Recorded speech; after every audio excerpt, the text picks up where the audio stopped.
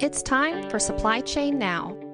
Broadcasting live from the supply chain capital of the country, Atlanta, Georgia. Heard around the world, Supply Chain Now spotlights the best in all things supply chain. The people, the technologies, the best practices, and the critical issues of the day. And now, here are your hosts. Good morning, Scott Luton here with you on Supply Chain Now. Welcome back to the show. On today's episode, we're continuing our Logistics with Purpose series here, which is powered by our great friends over at Vector Global Logistics. So on this series, we spotlight leaders and organizations that are all on a noble mission. And in some way, shape, or form, they're all changing the world. So stay tuned as we look to increase your supply chain leadership IQ. Quick programming note before we get started here. If you enjoy today's conversation, be sure to find us and subscribe wherever you get your podcast from. All right, so I want to welcome in our fearless slate of co-hosts on today's show. We've got the whole gang here this morning. For starters, Enrique Alvarez, Managing Director at Vector Global Logistics. Enrique, good morning. Good morning, Scott. Always a pleasure to be here with you. Absolutely, especially on the heels of you kicking the game-winning goal in the World Cup, as we talked about. You came on this morning. Monica, I'm going to mispronounce your last name. I have a knack for that. Is it Raish? It's Rush, actually. Rush. My apologies. Monica Rush, Business Development Associate at Vector Global Logistics as well. Good morning, Monica. No problem. Thanks, Scott. Thanks a lot. It's a pleasure to be here. Absolutely. And really appreciate what you and Enrique, the whole Vector team, is doing. We'll talk about it towards the latter half of this episode, but Greg and I really admire all the companies that are finding a way to get in the fight and really move the needle as we tackle these challenging times. So really appreciate y'all carving some time out to join us this morning. And we also have Greg White, serial supply chain tech entrepreneur, trusted advisor, and Atlanta City tennis champion. Good morning, Greg. Hey, how are you doing, Scott? Doing fantastic. We got the full gang here this morning, huh? I'm pretty excited about this. Look, I don't think it's any secret that we really admire what Enrique and the team at Vector are doing, with a company that is built around serving humankind and business as a secondary. And I can't wait to hear from yet another one of the companies that they're working with, who are doing likewise. I love this series. It's a great enunciation of the good that people are doing in the world, and especially now, I think it's good to hear. Agreed. We all need good news right now. Everyone, we always need good news, but in particular, during this challenging, the landscape that is the world today, it's always great to get an extra dose of good news, which is what today's episode is going to be about. So, with that said, I want to welcome in our featured guest here today on Supply Chain Now. It's Mickey Horner, Director of Expansion and Supply Chain with an incredible organization called Rise Against Hunger. Good morning, Mickey. Good morning, Scott. Thanks for having me on. Looking forward to chatting today. Absolutely. Really, as we talked about in the pre-show, while Mickey and I don't go way back, we do have experience working with the team over at Rise Against Hunger, and really was impressed in those couple of experiences. I love the noble mission that you and the team are on, and really excited to share the story with our audience here. So with no further ado, Mickey, before we talk about Rise Against Hunger, let's get to know you a little bit better. So tell us, where are you from, and give us a nugget or two about your upbringing. Yeah, so grew up in rural North Carolina. For those of you who out there have some familiarity with North Carolina, I grew up right outside of Burlington, kind of in between Greensboro and Raleigh, and very family oriented, rural community upbringing. Just kind of interesting the way that that everything happened in my upbringing to kind of bring me to this point where I am right now in terms of, working, through a supply chain network to be able to help others. So parents had a very positive impact of there was always something bigger than just us, and really going out there and trying to make a difference. Love that. Always something bigger than just us. That's such an important perspective, and that it's been a big part of this Logistics with Purpose series, featuring leaders like you and organizations like you that are thinking much bigger. And you still reside in North Carolina, is that right, Mickey? I do right now, yes. Okay. The travels have taken me across the country since I've been here with Rise Against Hunger, been stationed up in a couple of places. But our national headquarters are in Raleigh, North Carolina, and I actually work out of the north side of Greensboro right now. Well, hey, if you would indulge me, I believe in our pre-show conversation, you had mentioned that, working remote is not new on your end. I think you've been doing it for over 10 years. And now the rest of the world is trying to figure out how to do that and how to do it effectively and successfully. If you had to pick one thing, one best practice, one behavior that you've really embraced that's allowed you to really work successfully from home, what would that be? What would you share with our audience? I think the one thing that I would share is just always remember that, whenever you come to work, wherever that may be, we come to work to accomplish something, right? It's not just about putting in your 8 hours or 10 hours or 12 hours or whatever you're doing. It's really about accomplishing something. And I remember this was the first job that I'd ever had where I'd worked remotely. And I remember back in 2008, when I first started this position, I'm like, wow, I'm kind of at a loss of, exactly how to operate. And I think people get caught up in, okay, now I'm working from home. I need to be sitting in front of a desk every second that I'm at home. And I remember having this struggle when I first started, and I'm like, gosh, my yard needs to be mowed. And, it's like 1 o'clock in the afternoon, but I shouldn't be outside mowing my yard at 1 o'clock in the afternoon. But then you start to think back and you're like, well, wait a second. I got up at 5:30 this morning. I grabbed a cup of coffee and I was sitting in front of my computer at 5:45, right? And then sometimes you're like, okay, well, I've got this to do, so I'm going to sit down and answer emails tonight, between 6 and 8 o'clock. And so really to focus more on what are you doing and what are you trying to accomplish, as opposed to I'm in a different facility now and I need to be sitting in front of my computer so that people believe that I'm working. If you're accomplishing the work, people will see it. And, I've managed folks remotely for years, and, we're very much performance-based, right? I don't want folks working 50 or 60 hours a week to accomplish what they need to do. But if that's what they need to do to accomplish the job, they'll do it. And I'm strongly encouraging them, if you can do it in 20 hours, please do it in 20 hours and show the rest of us how you can. So we've always been very much a performance-based organization, and it just works for us. So I think we were way ahead of the curve as far as that goes, for us as an organization, when we saw a lot of people who had to go to working remotely.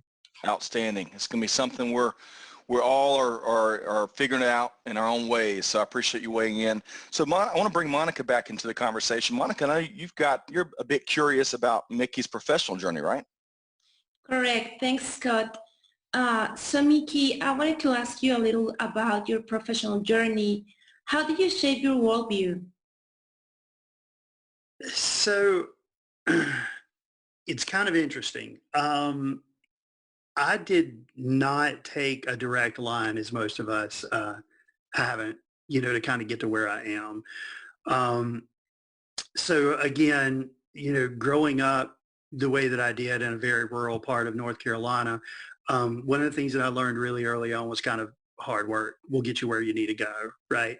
And my dad, grew up helping to manage a farm, and, I kind of got that sense of work ethic from him. So from an educational standpoint, my background was, I was the first person in my family to ever graduate high school.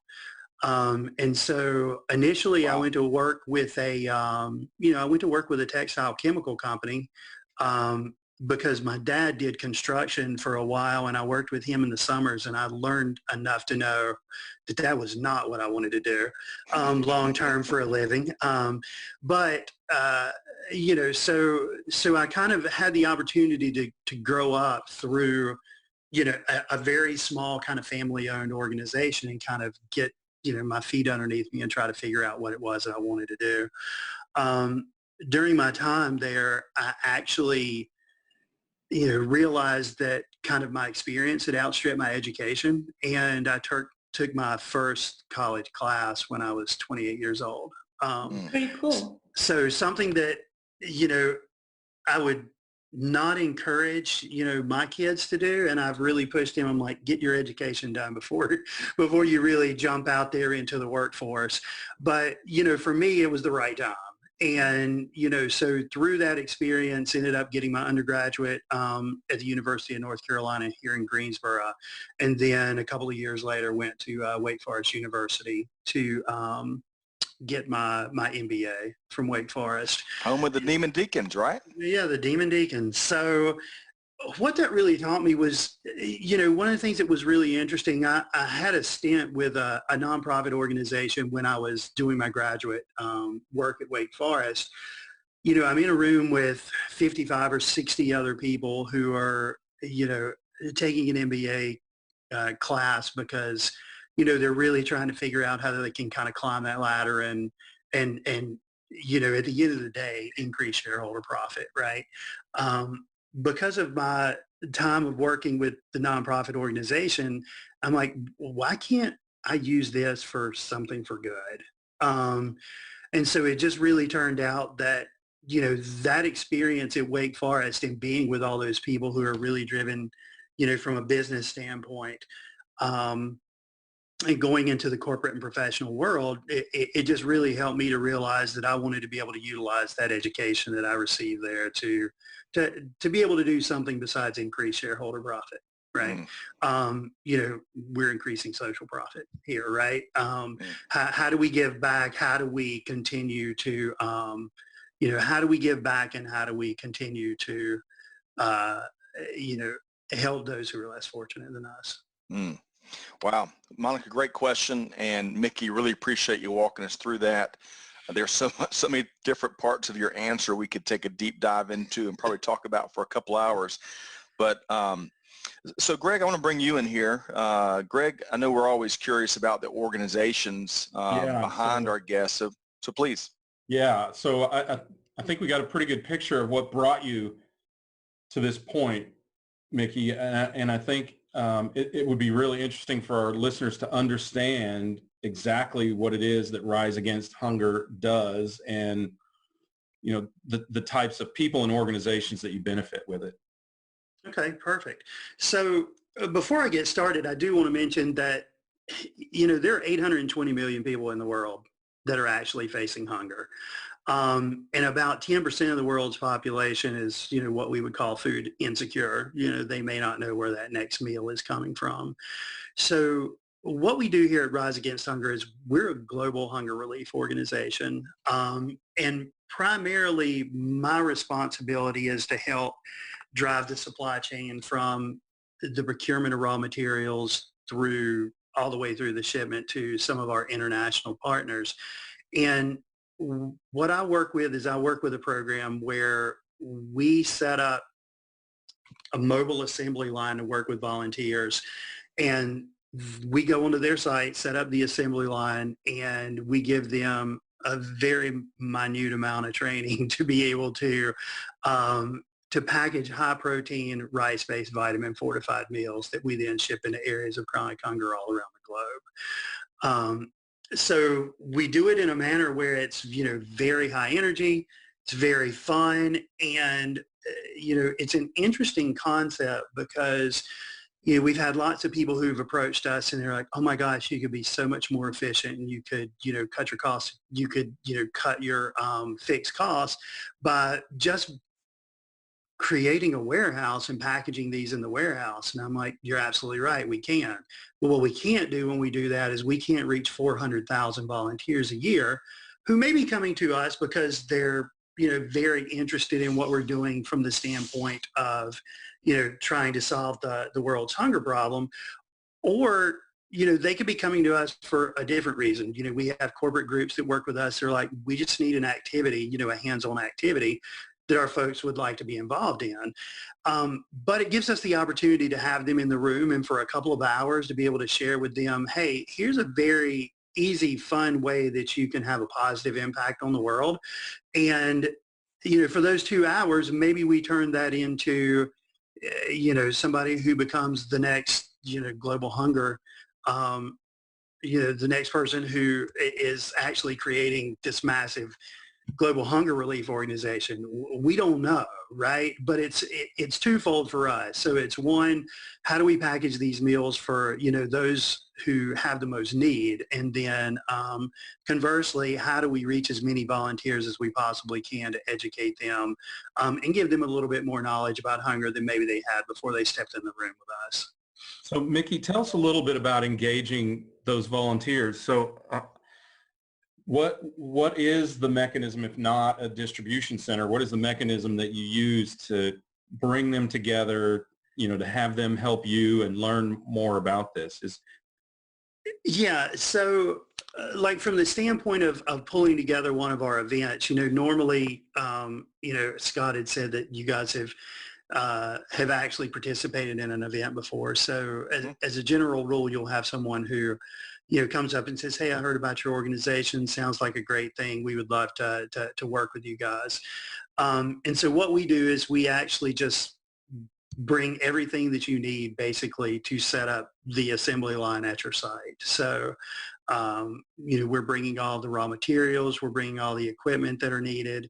And, in our warehouses before they're coming out, that's where we're doing all the staging. We're doing all the cleaning and sanitation of the equipment before we come out. And then once we train folks up and they package the meals for us, we take those back to our warehouse until we have, a full container to be able to send out.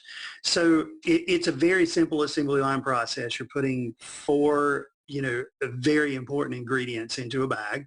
And then, we're weighing it to a very specific weight because from a shipping standpoint, we need to have an idea of, how much each one of those containers is weighing whenever we're shipping it out the door.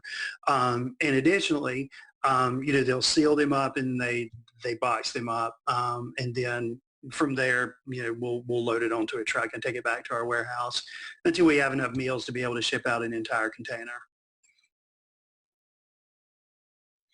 And okay, so, and that is, sorry, Scott. Go ahead, Greg. And that could be happening at somebody's office building or.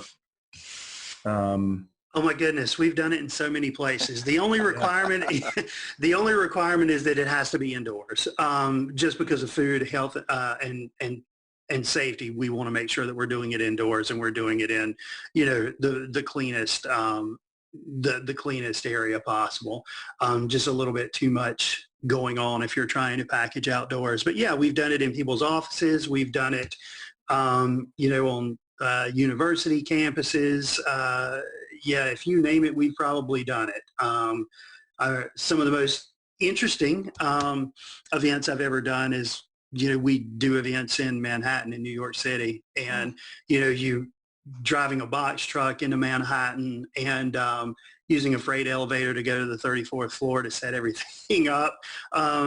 Some different logistical challenges for putting on those particular events. I really admire the folks that work in our New York office because they have some inherent challenges that other folks just don't have. But yeah, the beauty of that, the beauty of what we experienced a couple of years ago, the Rise Against Hunger event that we participated in, the beauty of what you were just sharing there, clearly can do and getting stuff done, GSD is a big part of Rise Against Hunger's culture and DNA, right? Yeah, absolutely. And, one of the things that we love to be able to do through this program is, we want to give the volunteers ownership, right? So when they're there, we give them some basic instructions on what they need to do, but this is their event, right? And so we're really trying to connect with them, not only to give them some information about hunger, what we're doing to try to alleviate hunger. But for them really to build a partnership for us, it's going to go, that's going to go forward for years, because, it's great that you came together and you packaged 20,000, 40,000, 60,000 meals, right? But at the end of the day, our goal is that we want to make, those areas that we're working in, the ultimate goal is that, they don't need our meals anymore, right? We're all really excited about the day that we don't have to package meals anymore, because there's nobody on this planet who's going hungry and needing it any longer. And I think, to really be a part of that is something special. Absolutely. That's a vision we can all rally around. So before we bring Enrique back into the conversation and kind of take the conversation in a different direction, Mickey, obviously right now, challenging times for, I imagine not many events are being held. How can our listeners support Rise Against Hunger in other ways until we break through here? Yeah, so we're getting super creative in revenue generation. So we've, again, given the nature of what we do, and because we do have large groups of people that come together to package meals, it makes it challenging for us now to be able to accomplish securing those meals and them being packaged right now. So one of the things that we're doing is we are actually working with our hosts who had meal packaging events that were scheduled during this time, and asking them to reschedule at a point in time in the fall, and then also asking them, could they go ahead and donate part of their money that they were looking to utilize to host the event now, right, at a time when our revenue has taken a big hit, because that's a large part of where our revenue comes from as an organization. We have all kinds of creative things that are going on. We have a talent show that we're putting together online, that we're reaching out to some of our folks that have donated with us before, just as a one-day fundraiser of, hey, do something super cool, post it up, and we'll have a talent show, and kind of like an old school telethon, to where we can raise money with a little bit of entertainment. We're investigating doing some 5K, 10K races where we're looking for sponsorships, and those are going really well. And the other thing that we're doing too is we're actually working, we're working with our vendors as well, because just because we're not packaging meals doesn't mean that people that are receiving our meals have decided they don't need them anymore. Right. That's important. Yeah. So we're really trying to figure out, okay, what can we use as a stopgap for those folks? And so some of the items that we've had in, that we've had in stock that we're not going to be utilizing over the next couple of months while we don't have events, we're trying to find out, can those organizations, can you use a container of rice as opposed to the full-blown meals, right? So can we ship you a container of rice along with the vitamins, and will that help, to kind of get us through this time while we're not doing events? That's a really important point that I hope all of us probably should wrap our heads around. In these challenging times where there's so much stress and incredible setbacks, lives are being lost, still the folks that are in need, that need does not go away. So I'm hoping that some members of our audience can find creative ways to plug in and support a lot of things that the Rise Against Hunger team continues to do. So Mickey, thanks for sharing that. Enrique, let's bring you back into the conversation here. I know that you've got a couple of bigger picture questions opposed to Mickey. Yes, no, and thank you once again. And Mickey, thank you very, very much for participating. Before I ask you my question, I just want to say that one of the main reasons why we at Vector love to work with you and your team is just for everything that you have shared with us. So thank you very much for sharing. And you really are doing a lot more than packaging food, as you mentioned. You're inspiring a lot of people, not only the volunteers that go there and try to help you in your cause, but then also companies like mine, to be honest. So I think the example that you guys are setting to other companies around the world is a big part of what you do, and I hope you guys feel very proud about it, because it's a really, really cool thing to witness and be part of. So Well, thank I you. appreciate it, and we appreciate your partnership. Now, in terms of the bigger picture that Scott was talking about, just if you look at the global end-to-end supply chain and what you guys do in the world and probably even beyond Rise Against Hunger, what were the 2-3 topics or issues or things that you're now tracking a little more intensely given everything that's going on in the world? So I want to preface this to say that, there haven't been a whole lot of changes for us right now, based on the current situation that we're facing with, I want to talk a little bit more about kind of what our vision is and some of the things that we've been trying to do from a creative standpoint of, how do we have more impact? How do we engage more volunteers? How do we provide more meals for our partners? Because again, this situation really is so new for us that, we have kind of gone into a mode of, okay, we're kind of static right now. We're trying to figure out how do we continue to provide what we need to provide for our beneficiaries, but not a whole lot going on in the past 4 to 5 weeks in terms of we're not as focused on what our we're not as focused on what we want to accomplish right now and how that's going to change us as an organization overall. But I want to go back and talk a little bit about when I first came to Rise Against Hunger. We had 3 locations. There was 1 in Virginia, there were 2 in North Carolina, and we were opening our 4th in North Carolina and then our 5th up in Virginia back in 2008. And it was really interesting, man. We were like, 12 people as an organization trying to figure out how do we engage people and try to change the world. Right. So one of the things that really drew me here is, not only what we were doing as an organization from the standpoint of, we're feeding people, we're giving a child a meal that otherwise wouldn't have it. But, considering, what I'd learned in my education in Wake Forest and the whole business aspect of it, I really loved the fact that you could look at the business model and I'm like, this can be replicated in a lot of different places. And that way we engage more volunteers, we package more meals, we have, more impact on the world. So the easiest way for us when we opened a new location, 10 years ago was you go into an area that we've got some exposure. I think I mentioned earlier that, I helped work on the expansion in Atlanta when we first opened that location in 2010. We grew very organically. So I'm working in Charlotte. You get a phone call from somebody, who's in Marietta, Georgia. And they're like, hey, I heard about this program from my buddy in Charlotte. We'd love for you to come down and do an event for us. So initially there wasn't really any kind of strategic plan for growth. It was kind of, now we've got exposure here. We're getting a lot of calls. Let's go open a location. So we would move into a place and, we would find a warehouse. We would, we would lease a warehouse for anywhere from 3 to 5 years.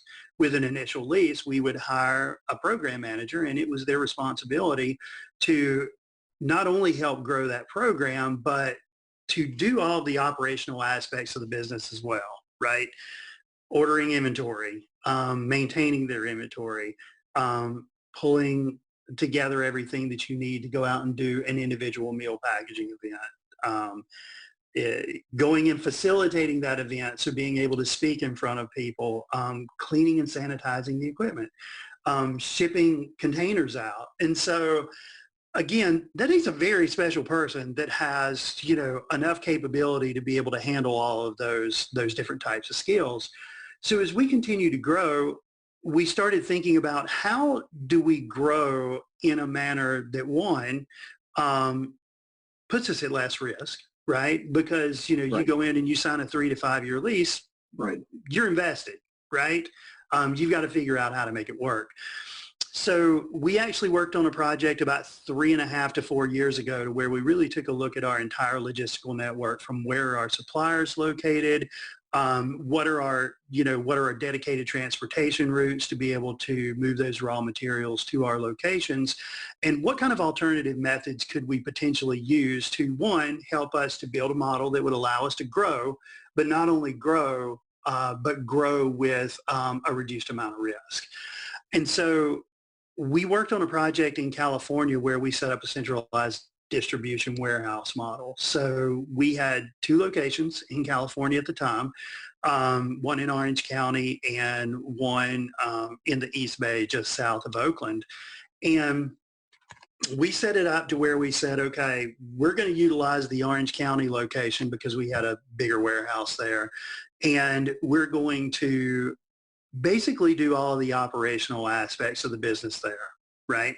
So that's where we're going to manage the inventory. That's where we're going to order and ship all of the inventory in. That's where all of the equipment's going to be cleaned and sanitized, staged for the events. And then we're just going to ship it out to now what we're calling up in the Bay Area as a satellite location, so that when they get it, all they have to do is basically facilitate exceptional events and be able to engage the community. So really separating out those tasks and becoming very specialized and beginning to hire people who are very adept at inventory management, transportation acquisition, and warehouse management, right? And separating out the other side, which is the community engagement part, which is how do I engage an audience? How do I grow a program up here, and taking some of those other tasks off of them. So initially when we put that in place, honestly, the very first thing we were trying to do was say, will this work? How, can we actually get the pallets up to the location that we need to have it at prior to prior to the event happening? So from an operational standpoint, we figured out it could work. And then what we did from there is we actually went full bore in California to where we leased a new warehouse in Sacramento. We took the 2 locations that we had that basically covered Southern California and Northern California and broke them out into individual locations. So in the South, you have Orange County, San Diego, and Los Angeles. And then in the North, you had Silicon Valley, what we would call the San Francisco Bay Area, and up in Sacramento as well. And what that allowed us to do is to have a much, much smaller footprint in what we're calling the satellite locations, to where, maybe we've got a 1,500 square foot warehouse. Maybe we don't have a warehouse at all. Maybe we work with a 3PL partner that will allow us to be able to just ship product in and basically cross-dock it for a week. Right. And so hey, real quick, if I could, Mickey. So some of our listeners may not be familiar with cross-docking. Okay. In a very small nutshell, can you share with our listeners that may be in school or maybe they're earlier in their careers, what does that mean?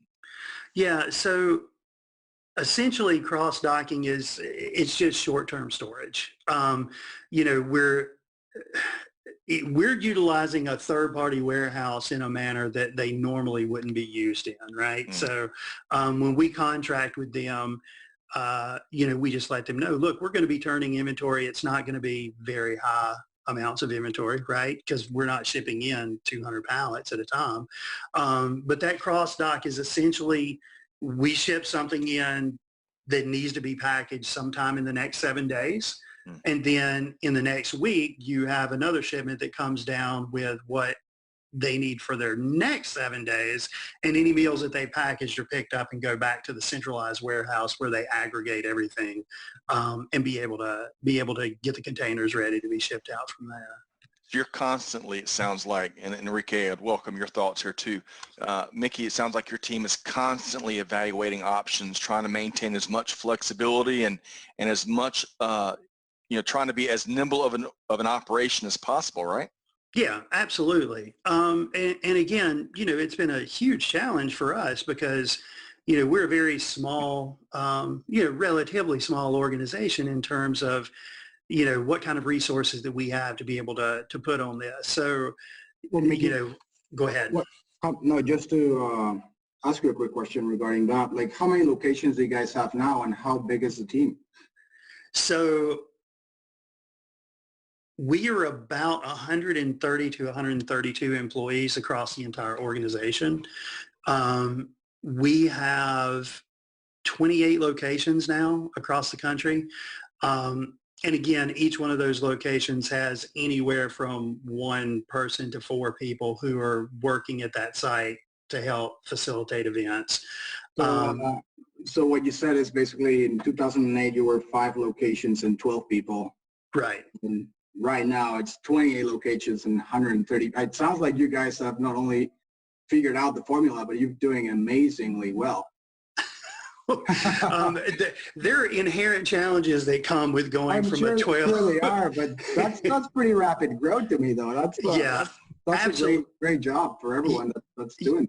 Yeah, absolutely. It's been an incredible ride, and to be able to see the changes that we've gone through to go from a very, very small organization to I think the first year that I was here, we packaged as an organization about 5 million meals. We have locations that package 5 million meals now, Atlanta being one of them.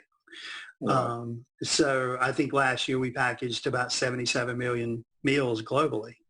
So it's become a really big enterprise for us, and trying to figure out how do we utilize, not only the technology and the knowledge that's out there, from a supply chain standpoint to really help us leverage, what we're trying to do in terms of serving our beneficiaries. Because at the core, honestly, we're a logistics organization.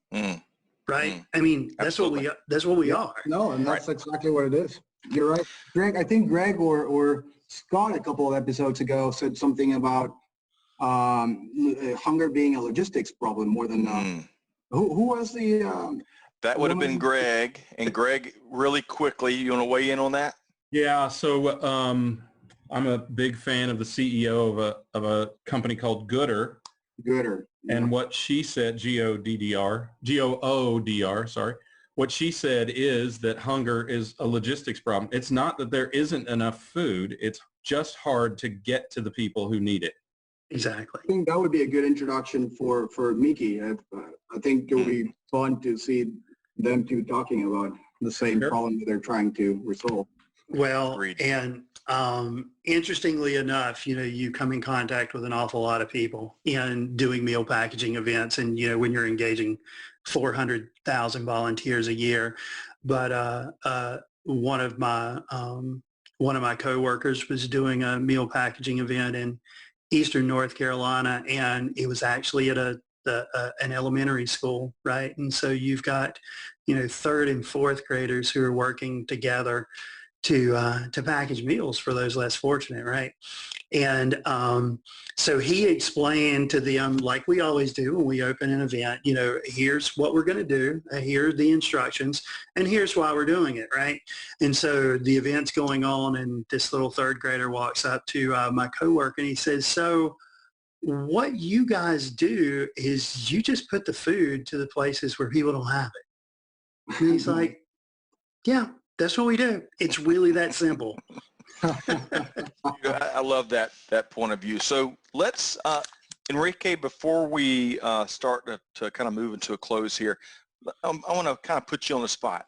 So with this backdrop of the global pandemic, right?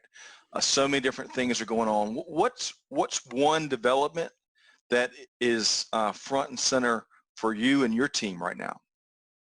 In terms of the global supply chain and the things that we're doing to approach the problem, or is it that we're launching, or just in general how I see the problem? Yeah, before we talk about some of the initiatives that your team is involved in, when you look at global supply chain right now, maybe how it's reacting to and how it's jumping in the fight, or if there's a particular development globally, what sticks out to you? To me, and in the last month, we started working on this when it first hit China, and we sent some support from Mexico and some other places into China. And the one thing that really sticks right now in the last 3 weeks and the last week in particular, it's just the lack of trust in the market. Like the deal-making process for sourcing PPE out of China, it's just very corrupted. It is very inefficient.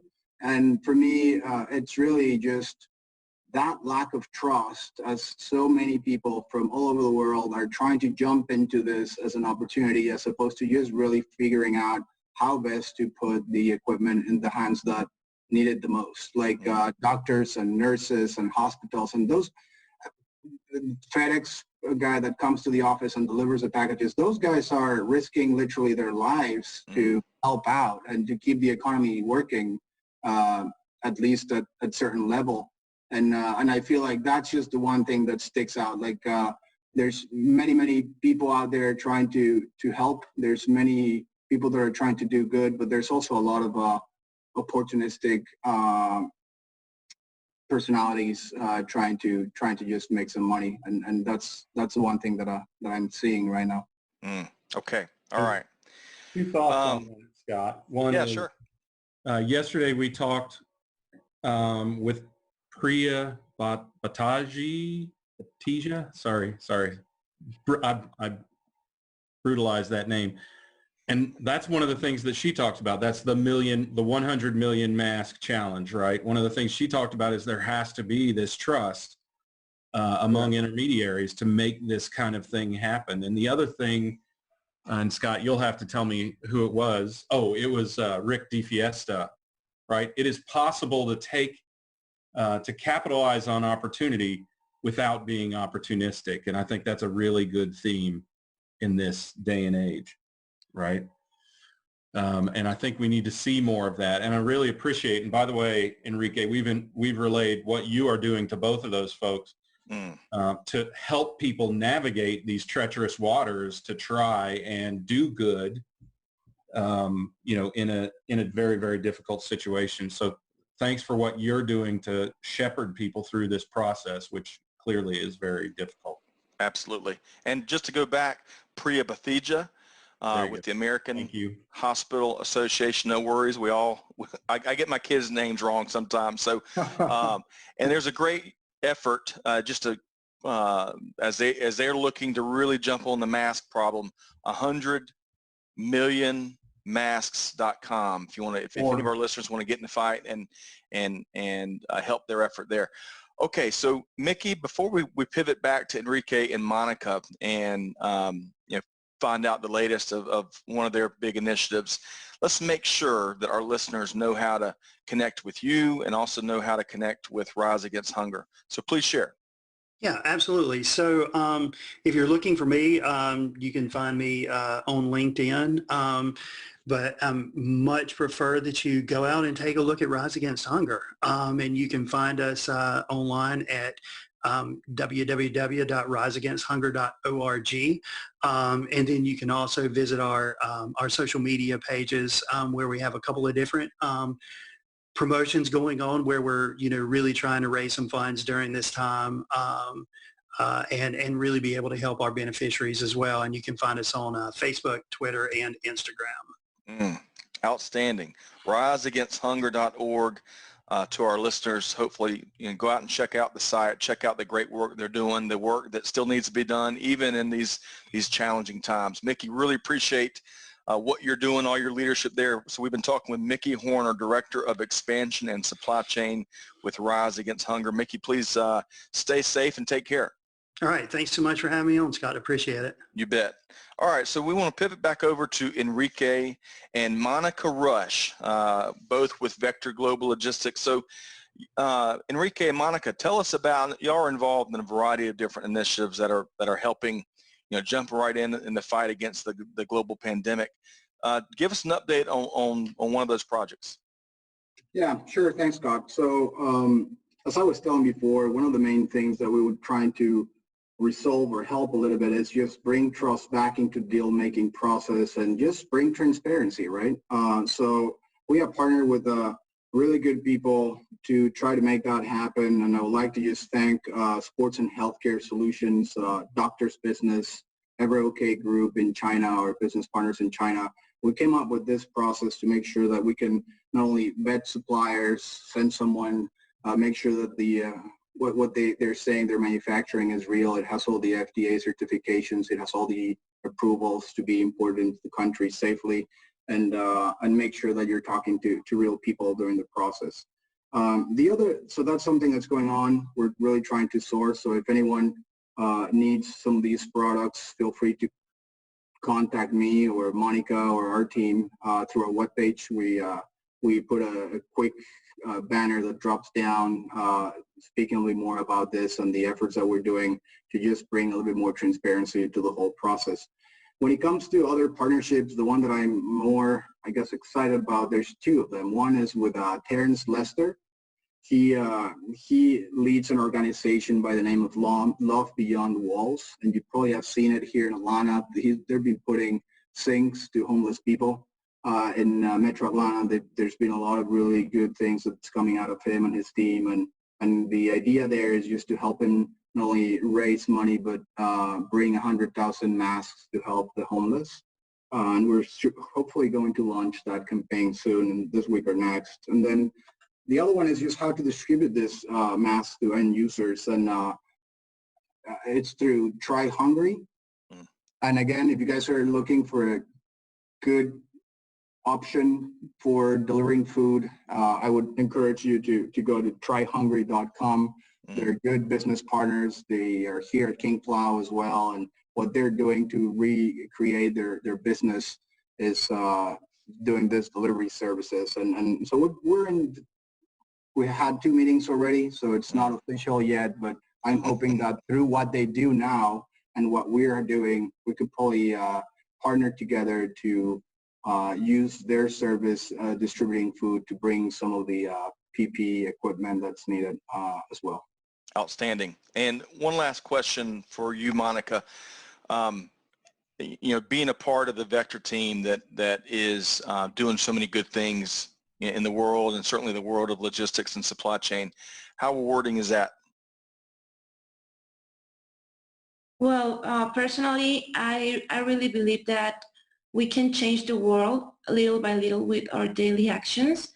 So it's an honor for me to be able to help a little bit to impact the world with such a great organization. And it's extremely rewarding to know that we're doing good every day. And working with guys like you at Rise Against Hunger, and like being at this podcast right now, it's really great. Thank you, guys.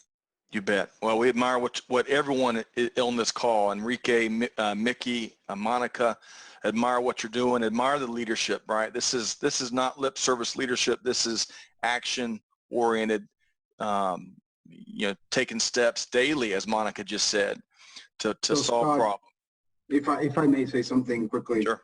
I would just like to recognize how much you and Greg are doing as well, because your leadership and service to the not only supply chain community, but like to everyone that's listening to your podcast, which is every day more people. It's amazing. So I know that you thank everyone, but it is really amazing what you guys do, and it is really because of you that people are sharing this very inspirational stories, and what you guys are doing is amazing. So we're also pretty thankful to be partnering with you and just to just have met you. So thanks for what you guys do as well. Appreciate that, Enrique. Lots of gratitude all the way around. That's it's sure. good to maintain some positive vibes, right, Greg?